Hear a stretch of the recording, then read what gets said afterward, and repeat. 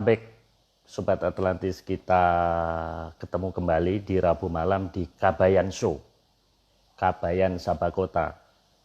Keluarga tiap hari Rabu bakar menyan, Saba, searching and browsing Atlantis, kota. Kalau toh dianggap omdok ya tidak apa-apa. Sambil kita tunggu narasumber kita, Mas Agung, kita akan membicarakan topik kelanjutan Atlantis. Ada sekitar 20 slide yang masuk di inbox saya. Halo Mas Agung, kedengeran suara saya Mas? Ya, halo. Ya, kedengeran.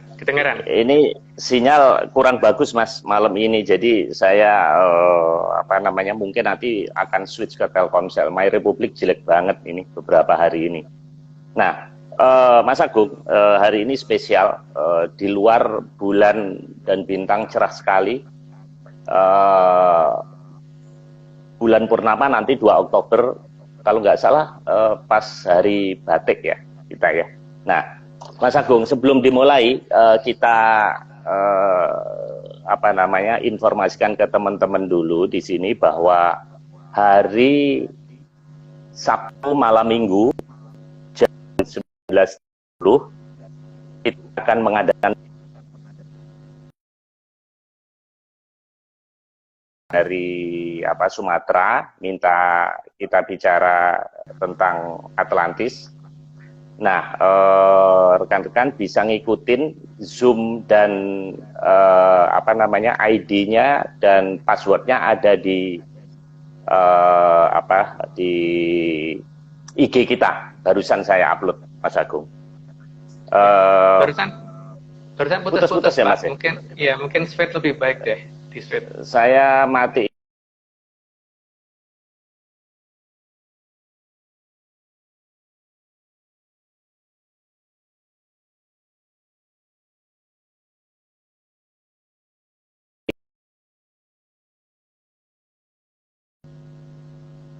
Ya. Halo Pak, ya bisa. Pakai Telkomsel. Oke Mas, untuk mempercepat waktu, jadi saya mau ngingetin, selama ini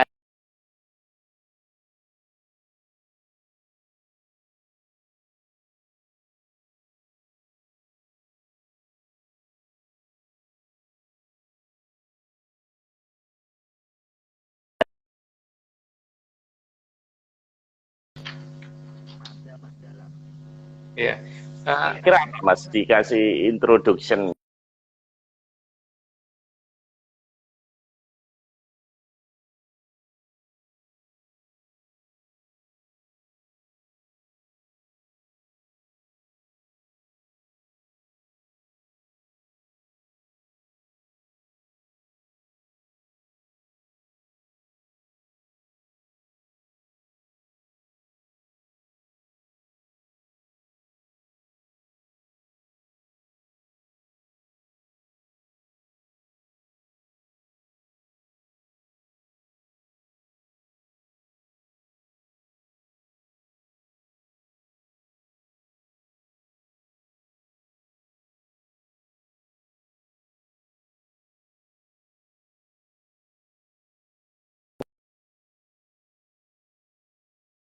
Tsunami 20 meter gitu. Itu kalau kita menyatakan bahwa jangan khawatir, tidak akan terjadi hal seperti itu yang pertama. Terus yang kedua, ya bagi pakar kalau misalkan mau mengadakan penelitian hal seperti itu, monggo, asal arahnya tidak seperti dulu bencana katastrofik Purba, ternyata yang dicari adalah situs. Moga-moga nggak begitu ya. Kalau itu yang terjadi ya pasti akan sangat susah ketemu, karena ya moga-moga justru tidak membuat sesuatu bencana baru itu waktu penelitian, gitu aja lah ya.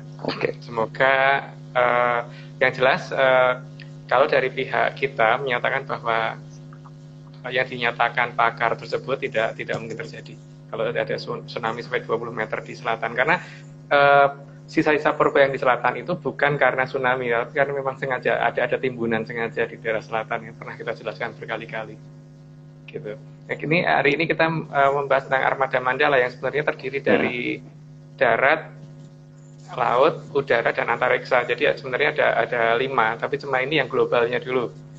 Minggu depan mungkin kita baru fokus ke bagian yang darat dulu gitu. Gitu, Pak. Oke, makasih Mas. Kita mulai saja Mas. Ini ada satu gambar seperti gua ya ini ya.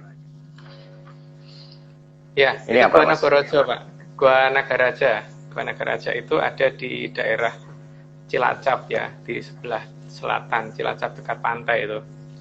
Jadi di sana itu ada satu hal yang agak unik ya. Jadi di saat-saat tertentu itu ular pada berkumpul di sana. Itu bahkan ada yang sampai nyebrang jalan dan sebagainya. Jadi banyak kadang-kadang ada yang sampai kelindes mobil dan sebagainya gitu karena nggak tahu, pokoknya ada yang menggerakkan ular untuk menuju ke sana.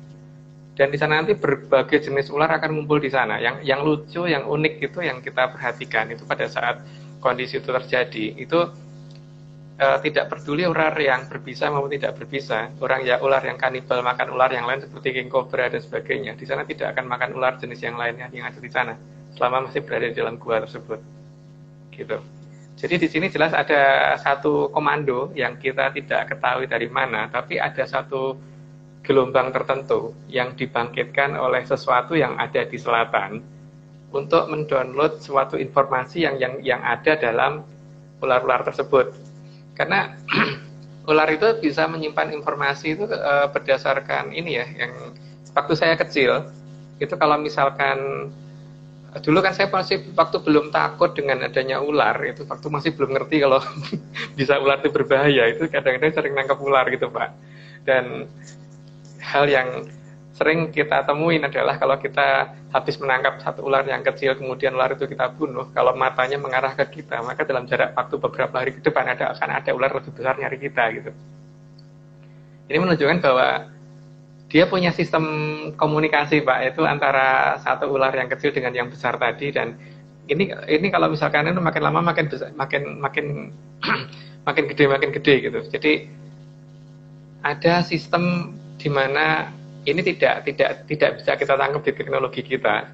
Ada jaringan yang bisa ditangkap ular, ada sinyal yang bisa ditangkap ular, dan ini kita nggak ngerti di frekuensi apa dan di frekuensi berapa serta jenis apa sinyalnya. Tapi itu bisa membuat mereka berkumpul di titik tertentu, dan kemudian mereka bubar lagi setelah kondisi itu selesai gitu. Gitu Pak. Sehingga ini digunakan kalau dapat kita katakan berarti kan untuk telik sandi upoyo atau mata-mata mereka itu, mereka menggunakan itu untuk mencari informasi apa yang terjadi di negara kita gitu loh Pak. Jadi artinya kondisi itu menunjukkan bahwa mereka ada, maka Gua Nagaraja adanya di selatan bukan di utara.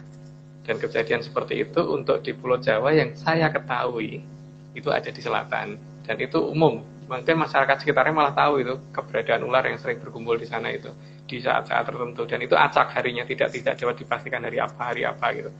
Itu kalau sudah berkumpul seperti kayak mie itu Pak. Jadi kita kalau jalan harus hati-hati, nginjek itu harus pelan-pelan banget supaya kita nggak ini. Jadi kayak gumpalan mie yang banyak banget gitu. Jadi hati-hati aja. Gitu ya. Itu kerjaan pawang bukan Mas? Mungkin nggak itu ada orang iseng, pawang iseng ngumpulin, kan pawang bisa juga kan ngumpulin ular-ular itu? Tidak sebanyak itu Pak, itu terlalu banyak. Terus biasanya di sana nanti ada bekas di ujung guanya itu ada bekas kayak ular besar banget gitu. Badannya kelihatan gede banget sih memang kalau ini, tapi bekasnya yang saya lihat ya. Tapi ularnya Nagarajanya sendiri saya nggak berhak bicara seperti apa, pernah melihat apa tidak, cuman paling tidak dari bekasnya sih gede banget Pak. Karena daerahnya kan biasanya agak lembab, agak basah gitu, agak berlumpur. Jadi kalau ada sesuatu besar yang bergerak di sana, bekasnya kan seperti kelihatan antara yang cekungan baru dengan yang lama itu akan kelihatan. Nah di sana biasanya memang tempat berkumpulnya di sana pada saat ular besar itu datang. Gitu. Jadi salah satu sistem untuk mengamatin kita ada di sana dengan cara seperti itu. Dan ini mungkin beberapa pawang bisa melakukan, tapi tidak akan sebesar itu, tidak akan sebanyak itu, gitu Pak. Itu banyak banget. Nah, ini apa alat untuk deteksi ularnya, Mas? Bukan, itu mengusir tikus. Oh. Berarti kan tadi untuk daerah pedesaan itu kan mereka mengamatinya supaya mereka tidak ketahuan. Mereka menggunakan jenis makhluk lain untuk mengamati kehidupan masyarakat di sekitar dan bagaimana supaya tidak terlalu membahayakan untuk manusia dan sebagainya mungkin ya. Tapi yang jelas mengamati manusia yang ada di pedesaan dengan menggunakan itu. Nah kalau di perkotaan Pak, itu kan yang banyak kan tikus. Dan jangan lupa tikus itu bisa diusir dengan menggunakan frekuensi tertentu. Bahkan suara jangkrik pun bisa membuat tikus pergi gitu kan. Kata banyak orang ya, tapi saya belum pernah nyoba kalau pakai jangkrik. Di sini menunjukkan bahwa tikus juga mempunyai kemampuan untuk menangkap frekuensi tertentu. Yang membuat, kalau frekuensi itu membuat dia tidak nyaman, ya dia berarti pergi dari situ. Tapi kalau itu membuat dia nyaman, dia akan datang ke sana. Jadi kan yang membuat dia datang itu bukan hanya masalah makanannya, tapi ada sesuatu hal yang lain gitu yang membuat itu, yang membuat mereka datang. Ya, ini berarti untuk mengamati manusia yang ada di perkotaan, di daerah kota-kota, itu biasanya menggunakan sistem seperti itu. Jadi ada hewan-hewan yang digunakan oleh mereka. Jadi pandangan mata itu, siaran pandangan matanya didapat dari itu gitu. Salah satunya. Jadi semacam CCTV gitu Mas ya? Ya, CCTV bergerak Pak. CCTV bergerak dan energinya juga tidak terbatas karena kan hewannya juga jumlahnya banyak banget gitu kan. Itu yang saya mengerti demikian. Nah, kalau ini belalang ini Mas ya? Ya, belalang juga begitu kan Pak. Kadang-kadang kita bingung saja gitu loh. Tiba-tiba dia bisa menjadi wabah yang sangat besar, berkumpul tiba-tiba dalam jumlah sangat banyak. Tapi awalnya dari mana nggak jelas. Kalau misalkan saat ini seperti ada wabah belalang yang sudah mencapai ke Cina, tapi dikatakan datang dari Afrika. Dari Afrikanya sendiri kan sebenarnya kita bisa lihat bahwa dia itu awalnya bertelur, itu berapa banyak sih? Kok tiba-tiba sampai sebegitu banyaknya itu. Kata tiba-tiba ini kan berarti menunjukkan bahwa ada yang sengaja melepaskan di wilayah sana, gitu. Dan ini berarti ada yang sudah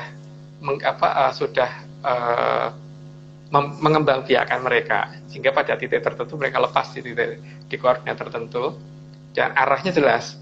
Arahnya adalah menuju ke tempat yang memusuhi negara kita. Paling tidak itu yang kelihatan saat ini gitu. Di arahnya kan sekarang serangannya sampai ke arah Cina kan. Seperti itu. Jadi Mas Agung mau bilang bahwa ini tidak alami gitu Mas ya? Ada tanda-tanda. Ya, tidak alami. Karena kalau alami nggak begitu seharusnya. Jadi pertumbuhannya itu dari kondisi yang terlacak dari sedikit, lebih sedikit, makin lama makin banyak, kemudian tiba-tiba tidak terkendali gitu. Bukan dari awal tiba-tiba tidak terkendali gitu Pak. Gitu. Artinya ada yang tidak wajar. Oke. Ini Gunung Swakul Mas. Ya. Gunung Swakul itu sebenarnya pasangannya dengan satu ya, Gunung Kendali Sodo itu ada di sebelah timur Ungaran. Jarak antara kaki Gunung Swakul dan Kendali Sodo itu sekitar 16 kilo atau 12 kilometer, saya lupa, dari kaki ke kaki ya, jadi bukan dari puncak ke puncak kita ngitungnya. Keberadaan gunung tersebut cukup aneh itu karena di sini kalau ada orang yang naik Gunung Swakul kemudian tersesat, itu tim SAR sudah tahu bahwa nyarinya nanti di Gunung Kendali Sodo, pasti ketemunya di sana. Begitu juga kalau ada orang yang naik Gunung Kendali Sodo dan hilang, maka nanti akan ketemunya di Gunung Swakul. Dan hal ini sebenarnya juga agak mirip di mana tetangga saya itu pernah dulu naik Gunung Gede. Nah, waktu turun kan dia satu rombongan, waktu turun dia kesasar sendirian gitu. Ternyata turunnya di Gunung Putri. Itu kan jauh banget Pak, antara Gunung Putri dan Gunung Gede. Hal seperti ini menunjukkan bahwa sistem teleport itu ada, dan kita pernah mencoba itu untuk meneliti itu yang Gunung Putri yang saya ceritakan tadi. Jadi teman saya turun, tetangga saya turunnya di situ. Itu dia bingung ya, tapi waktu berangkat kan dia satu rombongan, jadi yang satu untung satu rombongan, jadi kendaraannya dia kan disetiri temen, kemudian pada jemput di Gunung Putri ya, semuanya pada bingung aja sih, tapi tidak ada yang membahas hal itu gitu. Dan kayaknya kejadian itu juga tidak cuma satu kali, cuman ya masyarakat yang mau bercerita mungkin nggak banyak gitu loh Pak, karena takut dianggap bohong atau gimana gitu, tapi kan kondisi itu memang terjadi beneran. Nah, jadi ini hubungannya dengan Atlantis apa Mas ini Mas? Ada orang tadi hilang terus pindah gunung segala ini, apa di situ ada tanda-tanda yang mengarah adanya Atlantis di lokasi itu? Ini kan berarti ada teknologi tinggi Pak, di mana orang bisa pindah di jarak puluhan kilometer tanpa mengerti bagaimana cara pindahnya gitu loh. Dan teknologi ini jelas bukan teknologi kekinian gitu. Dan teknologi ini kemungkinan besar dimiliki oleh suatu peradaban yang besar juga, yang tidak bisa kita lihat saat ini. Itulah makanya saya mengatakan bahwa ada jejak mereka yang ditinggalkan di negara kita, cuma kitanya nggak ngerti gitu loh, nggak ngeh kadang-kadang gitu. Nah ini menunjukkan bahwa mereka ada, mereka benar-benar ada. Dan gampangannya orang zaman sekarang kemudian beranggapan bahwa itu adalah tindakan dari hantu gitu. Jadi seharusnya kita tidak berpikir seperti itu ya. Dulu kita pernah mencoba di Gunung Kendali Sodo dengan menggunakan beberapa kaleng. Jadi kita hitung dulu waktu itu bahwa anak orang yang pernah hilang di Gunung Kendali Sodo itu harinya hari apa, bukunya apa, petonnya apa, jamnya jam berapa gitu. Sehingga kita waktu itu sengaja ngumpulin sekitar 12 kaleng, kita kasih warna macam-macam, kita kasih warna satu-satu dan kita tandain, kita taruh per 1 meter di daerah mendekati anak tersebut hilang. Tepat di jam yang ditentukan, saya tidak berani menunjukkan hari dan jamnya karena saya juga nggak mau kalau mungkin ada orang nyoba terus hilang di sana beneran, nanti saya kena masalah. Itu 4 kaleng hilang Pak, kelontrang gitu, tiba-tiba 4 kaleng hilang dan kita tahu koordinat titiknya, langsung kita langsung kita cari dengan GPS dan itu kita temukan di Gunung Sewakul. Jadi teman sudah nunggu di Gunung Sewakul. Dan di Gunung Sewakul waktu kita hubungi bahwa ini 4 kaleng hilang dari sini, warna ini, di sana ditemukan nggak? Ya, ketemu Mas. Jadi, berarti memang benar ada sistem teleportasi seperti itu. Jadi caranya banyak sederhana, asal kita mau mengikutin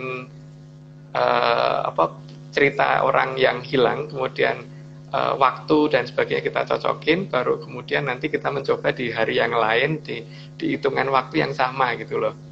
Biasanya terjadi, artinya itu masih aktif dan aktifnya tapi tidak setiap hari gitu, di hari-hari tertentu gitu Pak. Mas Agung, ini kan ada 18 Sobat Atlantis yang join. Ini kalau mau pengen menyaksikan kejadian kaleng itu bisa diulang nggak kalau kita ke Ungaran sana Mas? Monggo kalau mau dicoba. Jadi itu bisa berulang Mas ya? Bisa berulang. Iya, masih bisa berulang gitu. Jadi posisinya kan ada di Gunung Kendali Sodo sama Gunung Sewakul. Jadi tinggal nanti dikumpulin informasi lagi tentang waktu dan hari yang tepat gitu untuk melakukan di sana. Cuman monggo kalau mau melakukan, karena kan lebih baik memang ke lapangan sih. Jadi supaya jangan hanya dengar cerita dari saya gitu. Minimal bisa dengar cerita dari banyak orang yang sering ke sana itu, ketika ada orang hilang dan sebagainya itu ketemunya 12 km gunung sebelah satunya gitu. Gitu Pak. Jadi itu bisa dicoba. Kalau nggak berani nyoba ya minimal ada minimal mencari informasi itu betul nggak cerita tersebut.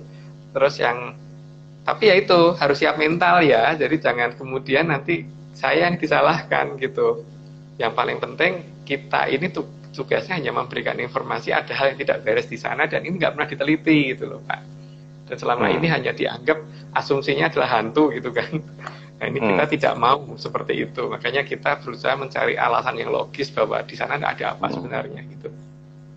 Gitu Pak. Karena hantu itu kalau dibalik tulisannya jadi Tuhan loh Mas. Jadi itu beda dikit. Ya itu Pak Marius loh ya yang bicara.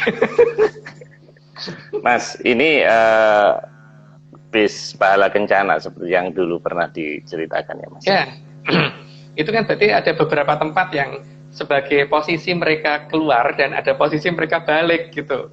Lah bis ini salah posisinya pada saat ada perbaikan jalan karena merasa sebagai masyarakat di sana menganggap bahwa hafal jalanan di situ sehingga si sopir bis kemudian berbelok mencari jalan memutar untuk menghindari jalur yang macet tadi, diikuti oleh 2 truk molen kalau nggak salah. Nah, tiba-tiba dia jadi terheran-heran karena tiba-tiba merasa mentok di depan ada pohon jati.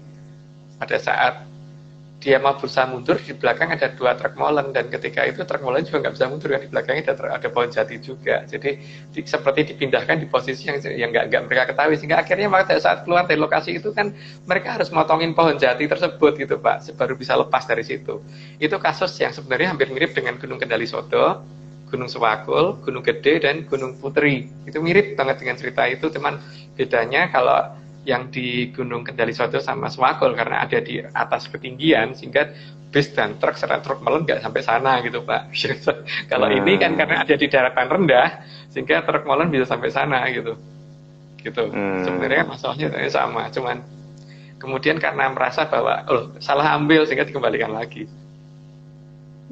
Mas Agung, kalau kita dengar para pecinta alam ya, para pendaki gunung, terus pramuka itu juga sering mengalami kejadian-kejadian yang aneh itu gimana Mas? Berarti apa itu bisa dikatakan area 36? Pada dasarnya ada 2 jenis sih Pak memang. Bahwa bangsa yang tidak bisa kita lihat ada 2 jenis dari area 36 karena mereka memang manusia nggak mau dilihat dan bukan manusia memang ada. Jadi ini tergantung dari lokasi itu apa dulu gitu. Kalau di Jawa sendiri kan dikatakan ada jagatnya Ariloko, itu tempatnya zaman bangsa Kajiman, dan ada negara Adidoso Purwo, diceritakan seperti itu kan. Makanya di sini kita harus ngerti dulu, harus bisa membedakan dulu. Nah, untuk bisa membedakan itu kan untuk yang sifatnya itu bangsa halus itu kan pasti tidak akan ada efek yang bisa mempengaruhi sifat-sifat fisika yang ada di sekitarnya, misalkan seperti mempengaruhi matahari terbit atau matahari tenggelam, tidak bisa mempengaruhi gerakan matahari. Terus juga jadi ya seperti yang pernah kita coba di ini BKT. Itu kan kita pernah melihat, kita kan bingung tadinya kalau kita melihat dari Jakarta dan dari Bekasi, itu matahari pada saat terbit lebih besaran dari Bekasi daripada dari Jakarta gitu. Akibatnya kita mencoba di BKT, kita per 2 km sambil melihat ke arah matahari terbit. Pada saat matahari belum terasa panas, itu sudut yang dialami teman-teman per 2 km tadi beda kalau kita bandingkan dengan arah utara. Jadi kita bawa kompas arah utara, kemudian arah matahari terbit kita lihat dengan menggunakan pipa, kita ukur sudutnya, itu ternyata beda-beda. Itu bisa dicoba. Tapi kalau setelah matahari terasa panas, sekitar jam 7 kurang sedikit ya, itu akan terlihat bahwa sudut matahari dari semua sisi akan sama. Itu kan menunjukkan bahwa matahari sebelum terasa panas, itu bukan matahari yang sebetulnya tuh Pak. Itu dari layar, makanya ada lapisan kayak abu-abu begitu kalau kita lihat dari BKT yang menghalangi matahari ketika masih dingin kemudian berubah jadi panas itu gitu. Dan hal yang sama juga terjadi di pantai selatan kita. Di pantai selatan kita matahari kalau sunset selalu hilang di lapisan abu-abu ini. Tapi di pantai utara nggak ada cerita seperti itu. Matahari sunset ya sampai nyentuh batas cakrawala gitu. Ini kenapa masih harus di Bekasi Mas? Kenapa hanya daerah itu juga ada sesuatu yang aneh di BKT itu? Kita tidak hanya di Bekasi sebetulnya Pak, tapi cuman masalahnya daerah yang memanjang utara selatan, yang paling panjang, yang tidak ada gangguan, itu kan BKT yang paling gampang dilihat Pak. Kalau kita di tempat-tempat yang lain, ketutupan rumah, ketutupan gedung, ketutupan hutan, ketutupan apa gitu. Tapi di BKT kan enggak Pak, lost gitu. Pandangan tuh lost. Jadi paling gampang mengamati dari situ. Jadi monggo kalau mau mencoba itu bisa dilakukan di BKT gitu. Tapi jangan sendirian karena kita harus membandingkan dengan teman yang pada jarak per 2 kilometer ke utara begitu supaya nanti kelihatan bahwa sudutnya kita bandingkan dengan arah utara terhadap matahari terbit ini sama apa tidak gitu. Nanti kan kelihatan kok akan kelihatan beda. Gitu. Oke, Mas. Ini mungkin bisa semakin menjelaskan ini. Ini seperti gunung ada sinyal, Mas ya? Ya, itu piramid di Bosnia yang tingginya sekitar 200 meter. Hal yang sama, ini juga kita teliti di Gunung Lelakon, ya, yang kita ngomong piramid Lelakon yang sampai sekarang belum bisa kita gali karena belum dapat izin. Itu juga ada sinyal seperti itu. Sinyal seperti itu diperkirakan kan dari dalam gunung keluar ke atas. Tapi kenyataannya tidak, karena kalau kita ukur sinyalnya itu menggunakan drone yang ketika kita terbangkan makin ke atas itu sinyal makin besar secara ukuran secara desibel makin tinggi. Jadi bukannya makin rendah tapi makin tinggi. Itu artinya gunung di-lock dari luar, bukan gunung yang mengeluarkan sinyal gitu. Artinya bangunan-bangunan yang sengaja ditimbun itu diawasi oleh mereka. Sehingga tidak gampang orang untuk membuka. Kalau benar-benar mereka tidak menginginkan dibuka oleh orang tertentu, walaupun menggunakan teknologi yang maju pada zaman sekarang, itu bagi mereka masih belum apa-apa. Jadi tidak akan bisa dibuka dengan menggunakan apa-apa yang ada di zaman sekarang. Kecuali kalau bangunan yang kita katakan KW lah, itu mereka buka mungkin bisa. Tapi ya KW ya Pak ya, bukan yang asli gitu. Itu sinyal konstan atau kadang-kadang ada, kadang-kadang enggak? Karena kalau konstan berarti kita bisa amatin, Mas, dengan alat teknologi yang modern sekarang. Memang bisa, Pak. Waktu pas saya neliti itu konstan. Cuman apakah itu konstan tiap hari saya belum paham. Cuman ketika kita mencoba bertanya kepada teman yang di Indosat, itu untuk saya tanyakan, mereka tidak menangkap adanya sinyal itu di satelit mereka. Berarti kan sinyal ini belok gitu loh sebenarnya. Maka kemudian kita meneliti dari beberapa tempat makin ke selatan itu makin miring. Jadi kalau kita amatin di Imogiri, sinyal itu adanya di tangga, Pak. Di bagian tangga ke atas. Di Imogiri juga ada, Mas? Ada di Imogiri juga ada, dan itu di tangga yang mengarah ke selatan. Itu sinyalnya ada di situ malahan. Jadi bukan di paling puncak. Tapi untuk di Gunung Lelakon, yang di piramid Lelakon, saya ngomong nggak mau gunung ya, karena memang ada piramidnya sih. Itu di puncak, radius 5 meter.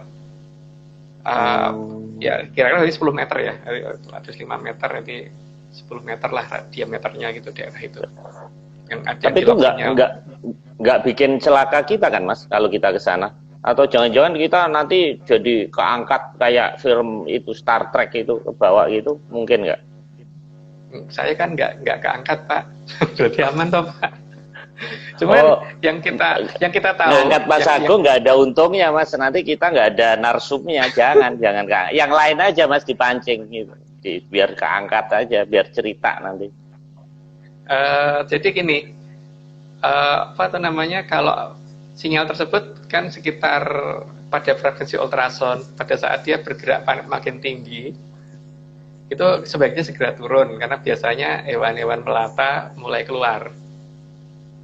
Kalau pada frekuensi ultrasound yang sudah mulai naik gitu, jadi biasanya kita membawa alat pengukur di situ untuk mengetahui kira-kira sudah kondisinya berbahaya apa tidak. Ketika kondisinya stabil di frekuensi tertentu yang sudah biasa kita baca, maka kita aman aja di situ. Tapi ketika dia mulai naik gitu, biasanya kalau jengking keluar pertama kali, terus setelah itu ular akan keluar. Jadi di situ yang harus kita hati-hati. Jadi dalam meneliti tidak hanya memperhatikan peralatan modern yang kita bawa berupa peralatan geologi seperti geolistrik atau apapun, tapi juga peralatan yang bisa menangkap sinyal ini perlu kita bawa. Gitu, Pak.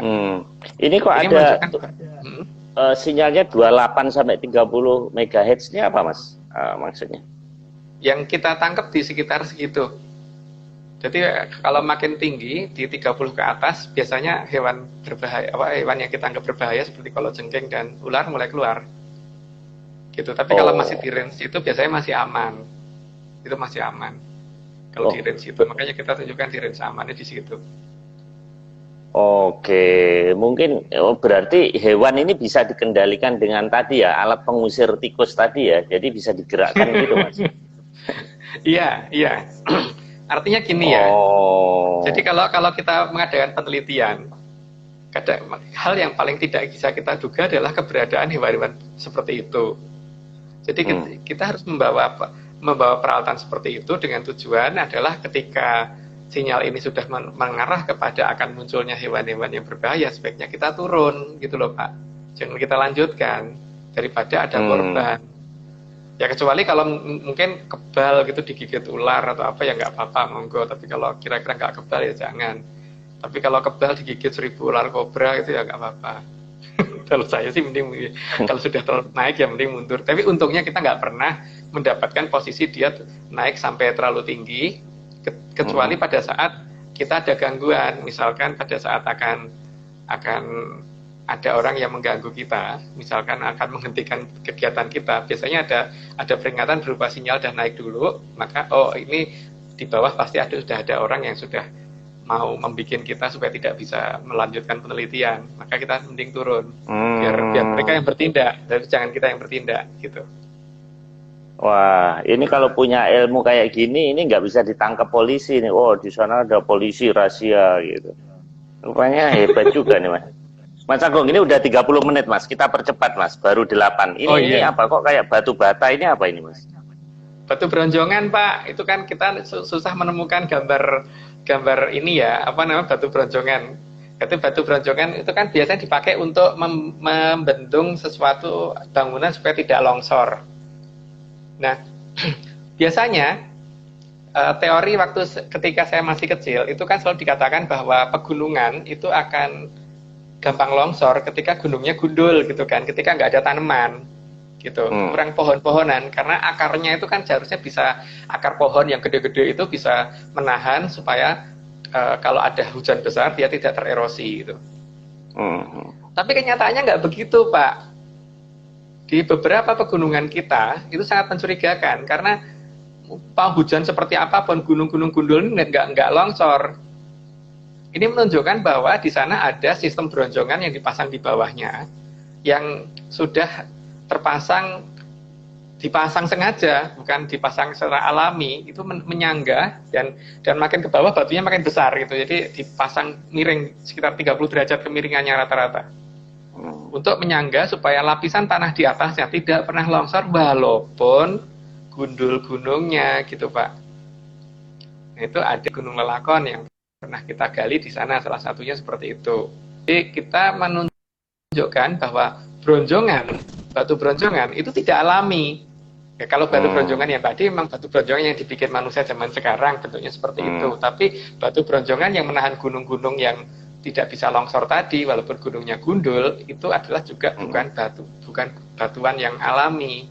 Itu tersusun tidak sesuai dengan teori geologi seharusnya. Kalau geologi harusnya nggak begitu, kemiringannya tidak seperti itu gitu. Gitu Pak. Jadi keberadaan batu. Maka kalau mau menggali kalau menemukan situs itu yang pertama kali kalau ada batu bronjongannya berarti ada bangunan di dalamnya. Tapi ingat hati-hati bahwa ada yang mengendalikan wilayah itu. Sehingga amatin sinyalnya dulu. Kalau sinyalnya menuju ke titik yang berbahaya sebaiknya jangan dilakukan. Ya pokoknya seperti itu kan. Atau bisa negosiasinya kalau ngerti caranya bicara, ngerti caranya menegosiasi, ngerti bahasanya mereka. Nah itu baru bisa sinyalnya akan bertahan di antara sinyal yang saya katakan tadi. Tapi kalau tidak, ya mohon maaf kalau ada apa-apa saya tidak tanggung jawab gitu. Karena memang bahaya kalau tidak tahu. Gitu Pak. Ya, ya, ya. Oke Mas, ini ada Gunung Merapi. Nah ini alami atau enggak ini Mas? Jadi sebenarnya yang jadi masalah itu bukan di itunya Pak. Jadi pada saat Gunung Merapi kemarin meletus, itu kan jumlah pasir yang terbawa turun di Gunung Merapi itu sebanyak dapat dikatakan bisa membuat kira-kira sepertiga berapa lah tinggi Gunung Merapi tersebut gitu loh, yang saya baca di berita ya. Kalau nggak salah sepertiga. Tapi mungkin kalau sepertiga sih kayak nggak mungkin banget ya. Mungkin ya anggap aja 1/10 deh Pak.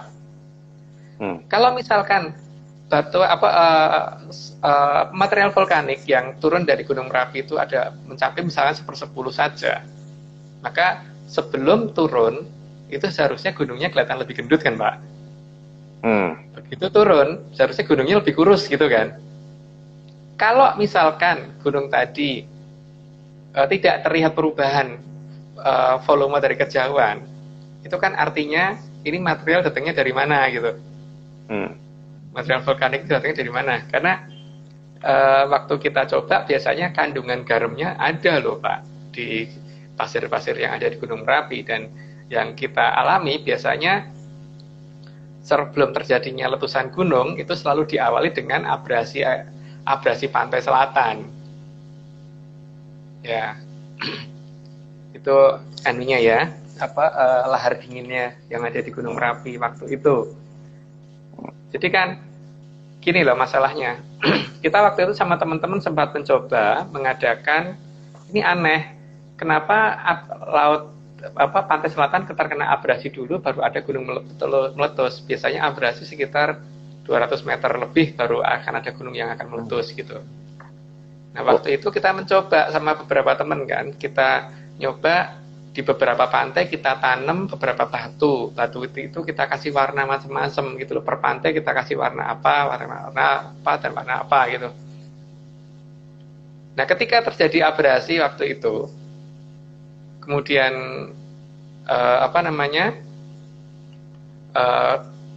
waktu itu terjadi abrasi dan kemudian abrasinya sudah mencapai jarak yang kita mau sekitar 200 meteran itu, kita menunggu ini akan ada gunung apa ya. Nggak begitu lama ternyata ada berita Gunung Kelut meletus waktu itu Pak.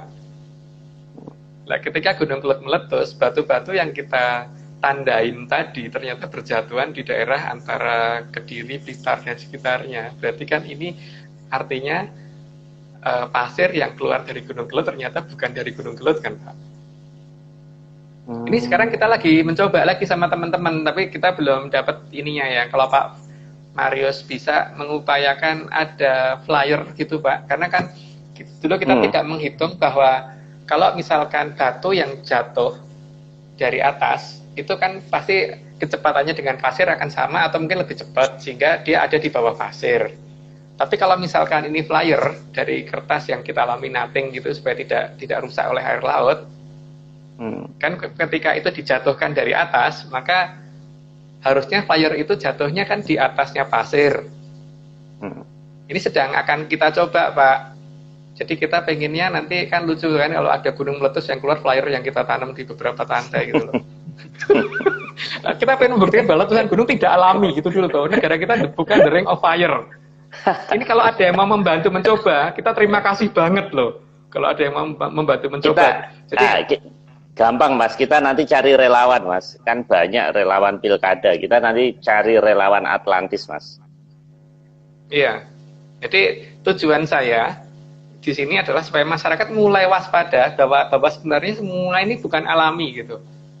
Jadi kalau misalkan ada yang mau cari pantai yang berpasir hitam, terus kemudian kita tanam berjarak beberapa meter sekali gitu, tapi kita tanam di kedalaman ya sekitar 1 meteran ya, jangan terlalu dangkal, nanti dianggap mengotori pantai gitu. Kita tanam 1 meter lebih deh kalau bisa. Nah nanti pada saat abrasi ini semua kan akan ke bawah. Nah kalau abrasi ini ternyata tidak alami dan kemudian diturunkan di gunung yang meletus, berarti kan artinya pasir yang turun itu bukan dari gunung itu tapi dari laut tadi. Sehingga kalau misalkan ikut kekeruk, berarti kan flyer kita ikut turun gitu loh Pak, karena batu yang kita tanam dulu ikut turun.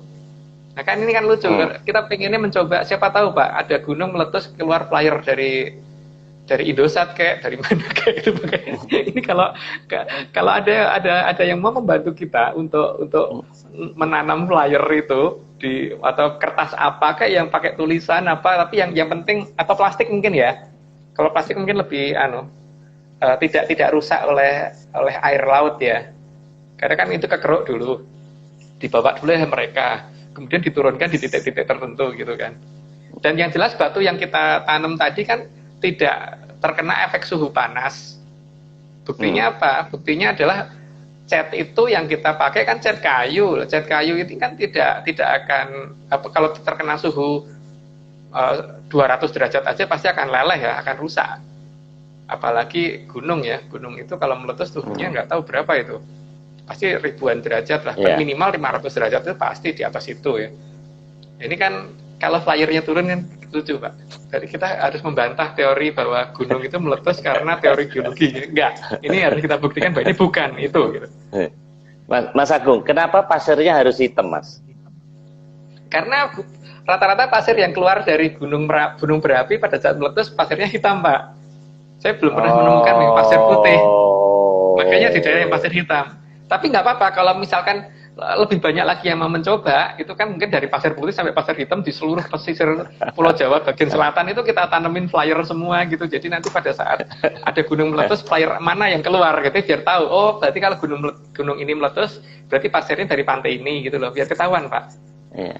Mas, sebentar diulang kembali Mas. Apa hubungannya abrasi dengan gunung meletus? Abrasi kan di pantai. Nah, gunung meletus kan di apa namanya? Di gunung Mas. Itu kan jauh daratan ini. Jadi apa Mas? Ada beberapa teman yang belum baru masuk, baru ngikutin ini. Jadi gini ya Pak.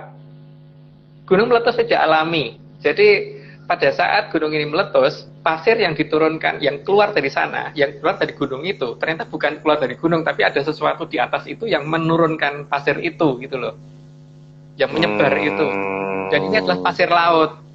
Kecurigaan kita pertama adalah ketika kita meneliti di peletusan Gunung Merapi, kita temukan kandungan garam di pasir yang keluar dari Gunung Merapi. Cukup tinggi kandungan garamnya. Itu yang pertama. Karena kita mengerti itu, kemudian kita mencoba, kita lihat pantai yang terabrasi, pantai mana saja. Kelihatan beberapa pantai berkurang, bibir pantai berkurang rata-rata 200 sampai 300 meter.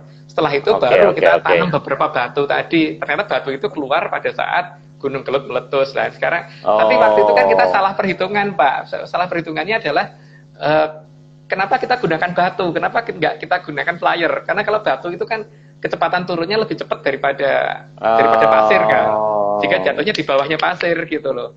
Tapi ya walaupun begitu masih ada aja yang muncul di atas permukaan masih ada. Jadi teman-teman yang waktu itu di Blitar memberitahu ke kita bahwa ini ditemukan di sini Mas, posisi batu-batu ini kita temukan gitu.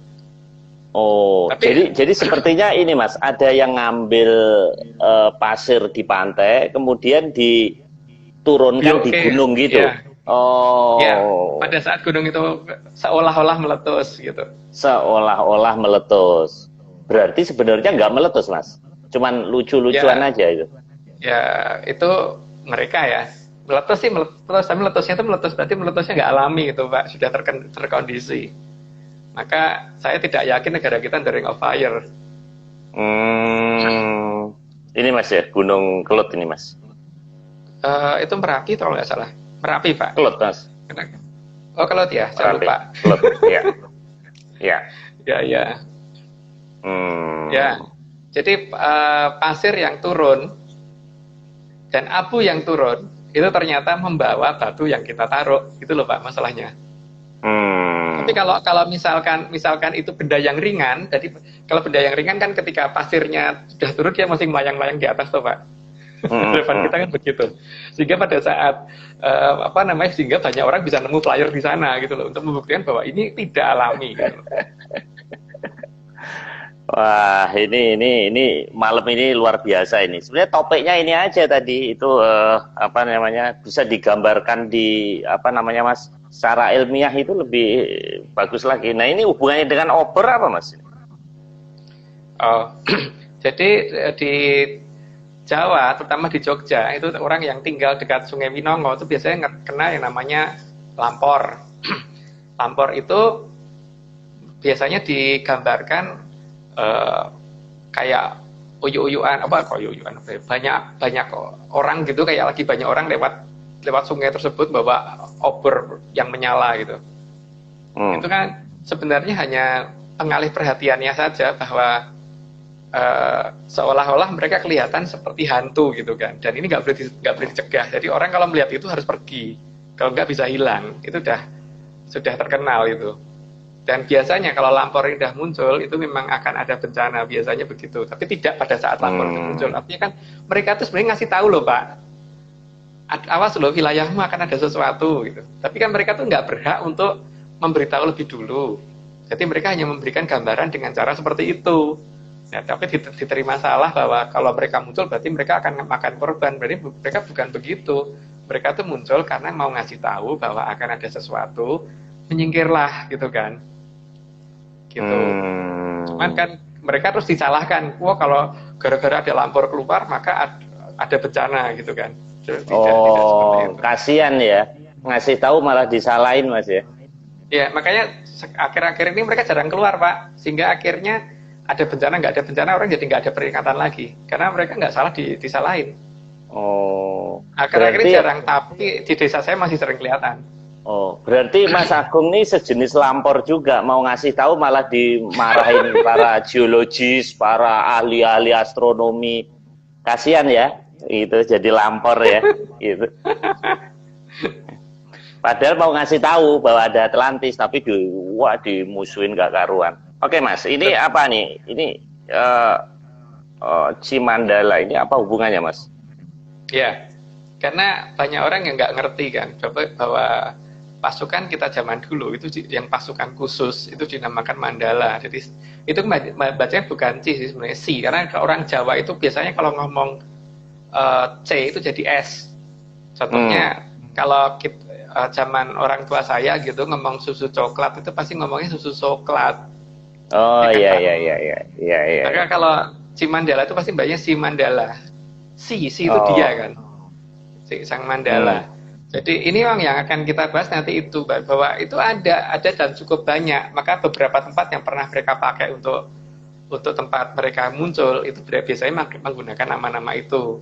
Maka ada daerah namanya Mandalawangi, ada daerah namanya Simandala, ada daerah namanya Mandalogiri dan sebagainya. Itu adalah bekas-bekas daerah yang tempat mereka dulu pernah datengin. Gitu. Tapi tadi disebut sih salah loh Mas. Soalnya saus itu kalau di Jawa Timur ada yang bilang caos. Jadi S jadi Jawa C. Timur. Jawa Tengah enggak, Pak. Jawa Tengah tetap saus, tetap S. Jawa Timur ya, Pak. Mas, ini sungai Mas. Ada pesta apa ini Mas? Bukan pesta itu itu Sungai Winongo, Pak. Yang saya ceritakan tadi yang sering ada kelihatan lampor lewat itu di sana. Karena saya tinggal kan, saya kan orang Bantul, jadi saya pernah lihat gitu. Dan biasanya ada bunyi-bunyian yang lewat juga ketika mereka sedang lewat di itu. Jadi kan sebenarnya aneh juga sih, karena itu kan sungai, kenapa mereka lewat tengah sungai gitu, bukan lewat jalur umum? Karena kan tapi masuk akal juga kalau mereka lewat jalur yang biasa, nabrak orang, nanti kalau ada yang hilang nanti mereka disalahkan toh Pak. Tapi kalau lewat sungai kan, masuk iya di malam hari ada orang nongkrong di tengah-tengah sungai kan nggak mungkin. Gitu. Makanya mereka lewatnya lewat sungai gitu loh. Itu alasan mereka kenapa mereka milih sungai jalur itu yang mereka pakai. Gitu. Oke. Mas, ini tinggal 10 menit kita percepat. Ini perang Surabaya, Mas. Ya. Dalam perang Surabaya itu kan sebenarnya ada beberapa hal yang layak dipertanyakan. Yang pertama adalah waktu itu kan saya tidak meremehkan TNI tentara kita di waktu itu ya, persenjataan kita seperti apa enggak ini ya.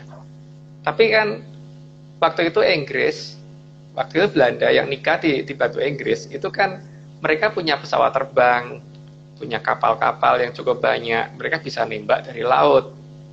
Dan pada saat mereka nembak dari laut itu, mungkin tembakan kita jangkauannya tidak sampai ke kapal-kapal mereka gitu. Bahkan pesawat-pesawat mereka bisa ngebom dari atas, bisa nurun ke membor bandir dari atas, dan pistol-pistol kita mungkin nggak nyampe untuk nembak mereka gitu. Yang jadi masalah adalah Brigjen Malabi itu sampai minta berunding, sehingga sampai akhirnya meninggal karena dia digranat di dalam mobilnya.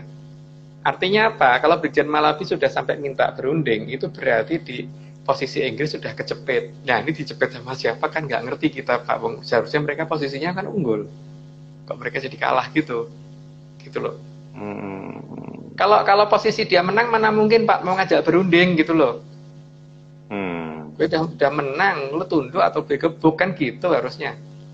Itu kan artinya posisinya dia udah kalah. Yang ini nggak pernah dijelaskan di sejarah kan itu. Siapa yang sebenarnya membuat mereka takut gitu.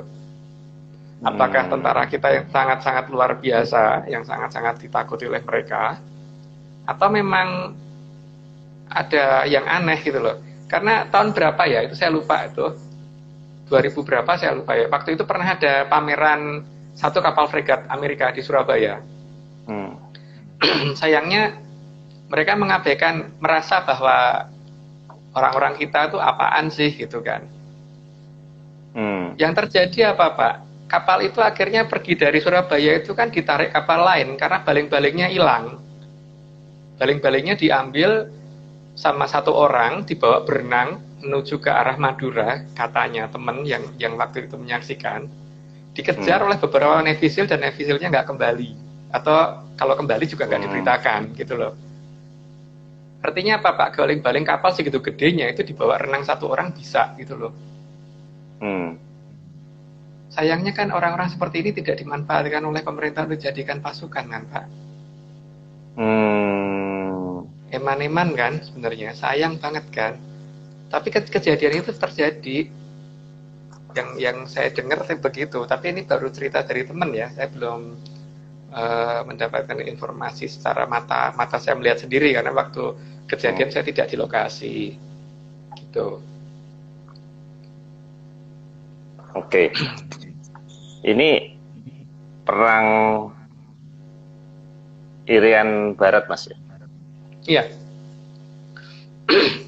Dalam perang Irian Barat itu kan waktu itu Irian di Papua ya, kalau sekarang kita ngomongnya ya, karena mungkin masyarakat sana bisa disebut Papua.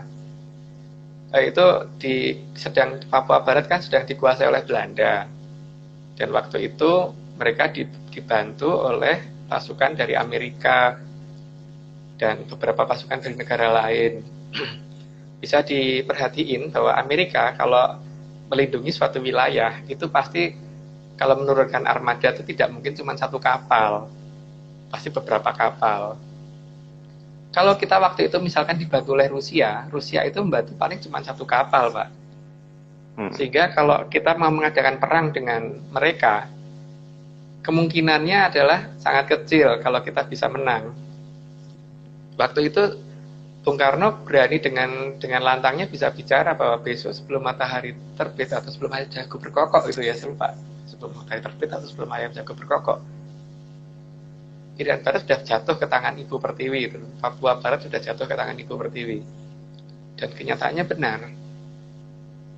Dan beberapa pasukan kita yang sudah dipersiapkan untuk mengadakan serangan akhirnya tidak jadi mengadakan serangan. Cuman ada satu korban di pihak kita memang karena waktu itu sudah ada peringatan supaya jangan ada yang maju, tapi kan ya pokoknya ada satu korban gitu aja. Tapi saya nggak mau bercerita lebih lanjut. Tapi yang paling penting di sini kan siapa yang membuat mereka minggir. Jadi kan ada armada lebih besar yang mereka lihat, Pak. Di radar mereka lihat ini ada sesuatu yang lebih banyak daripada jumlah mereka, sehingga daripada mereka kalah dan malu, mending pergi duluan, gitu loh. Itu bukan hanya masalah diplomasi, tapi ini ada sesuatu yang membantu kita yang tidak kita sadari di sana. Jadi menurut Mas Agung dari perang Surabaya dan Papua ini ada keanehan karena posisi kita lemah, tapi kenapa lawan nyerah gitu Mas ya? Iya, kenapa kita menang. Oke. Kalau yang Malabi tadi saya udah dapat jawabannya Mas. Kita cari ceweknya Malabi, kita ancam mau kita buka di medsos, dia nyerah Mas. Tuh. Mas, ini Weleri apa ini Mas? Kecamatan Weleri di Kendal. Ya, ini hubungannya apa Mas ya? Jadi gini Pak, di Weleri itu dulu pada saat jalan tol itu belum nyambung ya, sebelum dari Jawa Barat sampai ke Jawa Tengah itu belum nyambung. Itu banyak bis sering nyasar di daerah Weleri. Dan lucunya mereka merasa bahwa mereka masuk jalan tol tapi tiba-tiba di tengah sawah gitu loh. Di daerah Oleri. Tapi ketika saya ke sana, saya diberitahu oleh penduduk bahwa ada satu wilayah yang dulu pernah terjadi perang besar, di mana pasukan Jepang waktu itu yang jadi korban cukup banyak, kata penduduk begitu. Waktu saya tanya, loh apa ada markas tentara kita di sini? Enggak, yang diserang apa? Itu, loh itu apa? Kuburan. Kan lucu banget. Korban mereka banyak, di masyarakat itu sampai ada yang bantuin gendongin beberapa orang yang sakit, terluka dan meninggal dari pihak Jepang, tapi yang diserang itu kuburan gitu di dalam Oleri. Dan terakhir ada cerita juga di daerah sana itu ada 3 orang nelayan yang waktu bayar kapalnya terbalik, 2 orang berhasil selamat, yang 1 orang hilang. 3 bulan kemudian 1 orang yang hilang itu pulang, kemudian pesen sepeda motor itu sebanyak 1 kontainer katanya ya. Dan kemudian pada saat truknya itu datang, dibayar lunas dan kemudian lenyap setruk-truknya itu. Ya, jadi di sini kan ada faktor X yang kadang-kadang kita abaikan, Pak, bahwa mereka tuh bantu loh sebenarnya, cuman masalahnya kan mereka juga nggak mau kelihatan gitu loh. Jadi mereka mengatasnamakan tempat-tempat yang seolah-olah itu menjadi mistis atau apa gitu loh. Iya. Gitu. Masalahnya kita kalau dibilang mistis udah selesai Mas ya, nggak ada penjelasan lain ya. Iya. Mas, ini tahun berapa nih Mas matching di Sulawesi Mas? Aduh, tahun berapa ya? Saya lupa itu. 2014 atau 2013 ya, saya lupa Pak. Karena di Ventira itu kan sering ada kasus mobil mewah itu dibawa. Mereka sering pesan beberapa mobil mewah. Itu dealer di sana udah pada tahu. Jadi kalau dari Ventira itu pesan mobil mewah, pasti nanti dibawa masuk hutan dan hilang di situ dan nggak akan pernah diketemu lagi gitu. Dan jumlah pasti yang dipesan antara kalau nggak Mercy, BMW ya, yang pokoknya yang ada di daerah sana yang paling apa gitu. Itu ada di utara Palu, Pak. Di utara Palu, kalau kita ngomong Palu ya, karena batas tapal batas dan bentuk huruf U. Oh, itu Palu itu ada artinya ya, Palu ya. Iya. Ini masih kurang berapa lama, Pak? Harus dilihat loh. Nanti tahu-tahu Mak. 2 menit, Mas. 2 menit. Oh, masih ada. Oke. 2 menit ya. Ya, jadi kita ke sana karena kita juga mengamati itu, karena itu katanya hampir rutin tiap tahun. Tapi nggak tahu setelah kita pergi, apakah masih rutin apa enggak, kita nggak mengerti. Tapi waktu dulu dikatakan itu rutin. Dan hal seperti itu juga pernah terjadi di beberapa supermarket yang ada di Tangerang ya. Oh, ini adalah lapangan apa itu namanya? Pandan Simo, Mas. Ya, di Pandan Simo. Dekat Pandan Simo ada lapangan namanya lapangan Jogrok. Tapi biasanya tidak. Ya, di ada lapangan tersebut. Ya, keanehan yang terjadi itu pernah ada seperti pasukan Amerika yang datang ke sana, orangnya bule gitu, tapi mereka nggak bisa bahasa Inggris, Pak. Jawa medok ngomongnya. Terus mereka tuh biasanya ngobatin masyarakat di sana, dan mereka punya kayak sejenis kayak salon pas gitu. Jadi kalau ada orang jatuh terus terluka gitu, lukanya ini ditempelin itu langsung sembuh. Itu keterangan masyarakat di sana. Ada mereka pernah didatangi oleh pasukan aneh ya mereka ngomongnya, karena mirip orang Amerika tapi nggak bisa bahasa Inggris, biasanya ngomongnya bahasa Jawa medok banget gitu. Mungkin medoknya lebih dari saya, Pak. Saya kan medok Jogja. Tapi itu manusia atau bukan, Mas? Manusia? Nah, kalau bukan manusia kan nggak mungkin bisa ngasih pengobatan dan nggak mungkin bisa ketemu sama mereka dalam jumlah banyak, Pak. Waktu itu sampai kumpul kok di lapangan itu. Jadi ada pengobatan gratis gitu loh. Gitu. Jadi hal-hal kayak gini sebenarnya banyak terjadi. Tapi ini kan karena kita orang di Jawa, jadi kita belum banyak mengamati lokasi lain seperti Sumatera dan yang lain-lain. Kalau Sulawesi kita pernah mengamati memang, tapi ya tidak sampai detail. Karena apa? domisili kita ada di Pulau Jawa. Sehingga kalau ini kemudian banyak orang yang mulai mengamati hal seperti ini di daerahnya masing-masing, kita terbantu, Pak. Terima kasih banget kalau ada mau mengamati di sana di sini gitu. Syukur-syukur tadi, Pak. Pantai tadi. Jadi mulai mengamati pantai yang kalau yang terkena abrasi agak panjang itu pantai mana, terus biasanya gunung mana yang meletus gitu. Nah itu coba deh kita pasangin tempat seperti yang kita coba. Siapa tahu nanti ada gunung ngeluarin flyer, Pak. Gunung meletus ngeluarin flyer gitu. Itu kan. Oke. Mas, ini terpaksa harus kita harus potong. Ini sebetulnya masih ada satu slide lagi jembatan Kulon Progo, tapi baiklah ini nggak apa-apa. Satu ini kita bahas minggu depan aja karena kita pernah membahas ini satu malam suntuk. Jadi kita nggak mungkin, tapi nggak apa-apa. Ini karena kita memang introduction. Jadi pasti teman-teman yang baru join pasti bingung ngalor ngidul, tapi nggak apa-apa, dihafalin aja. Kayak kita dulu belajar di awal-awal kan kita dihafalin aja dulu topik-topiknya, baru nanti kita bahas lebih detail. Mas, satu lagi ya, kita akan mengadakan Zoom di hari Sabtu malam Minggu jam 19.30. Silahkan dilihat di IG kita, flyernya barusan kita upload. Jadi teman-teman nanti bisa tanya bebas topiknya, karena ini permintaan dari teman-teman komunitas Batak, jadi Matswapati atau Swarna Dwipa. Oke Mas Agung, kita akhiri. Terima kasih, selamat malam, sampai ketemu Rabu depan. Selamat malam.